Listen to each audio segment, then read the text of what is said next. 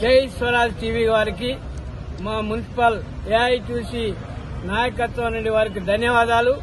మా యొక్క ఆవేదన, మా ఆకలి బాధలు, మా బాధలు, శ్రమ దోపిడీ జరుగుతున్నది. గ్రేటర్ వరంగల్ మున్సిపాలిటీలో సుమారుగా ఇక్కడ ఉన్నటువంటి కార్పొరేటర్లు గ్రేటర్ వరంగల్లో శ్రమ దోపిడీ అంటే 3000 మందే పారిశుద్ధ్య కార్మికులు ఉన్నారు. కానీ ఈ యొక్క పట్టణం యొక్క పరిస్థితులు చూస్తే అపార్ట్మెంట్లు, కాలనీలు విస్తరించినటువంటి నేపథ్యంలో సుమారుగా ఇప్పుడున్నటువంటి 3000 మంది కార్మికులే కాక సుమారుగా 15,000 మంది కార్మికులను అపాయింట్మెంట్ చేసుకోవాలా.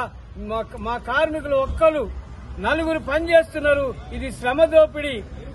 కేసీఆర్ అబద్దాలు చెప్పి మా జీతాలు పెంచలేదని రేవంత్ రెడ్డిని గెలిపించడం జరిగింది. 6 నెలలు దాటింది.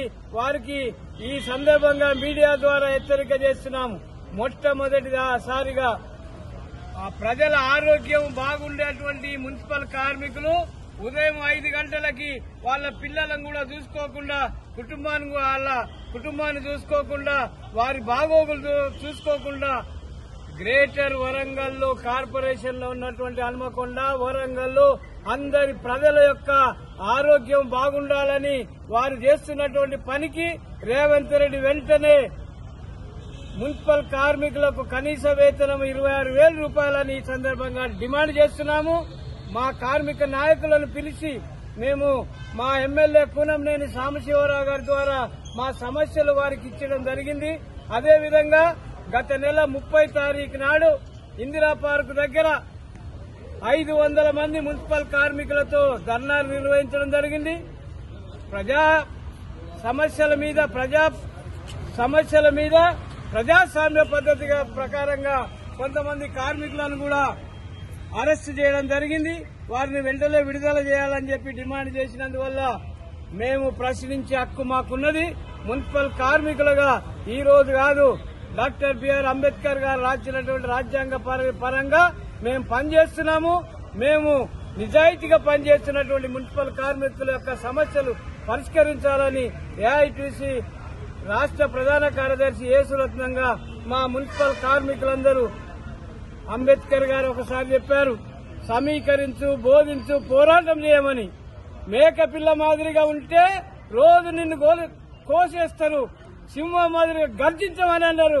రాబోయే కాలంలో మున్సిపల్ కార్మికులందరూ సమ్మె చేయడానికైనా సిద్దం కావాలని ఏఐటీసీ నాయకత్వాన పిలుపునిస్తున్నాం. మున్సిపల్ కార్మికుల ఐక్యత, మున్సిపల్ కార్మికుల ఐక్యత. కనీస వేతనం 26,000 రూపాయల వేతనాలు, 26,000 రూపాయల వేతనము వెంటనే వేతనాలు పెంచాలి. వెంటనే 26,000 రూపాయల వేతనము వెంటనే పెంచాలి. 26,000 రూపాయల వేతనము, 26,000 రూపాయల వేతనము. మున్సిపల్ కార్మికుల ఐక్యత.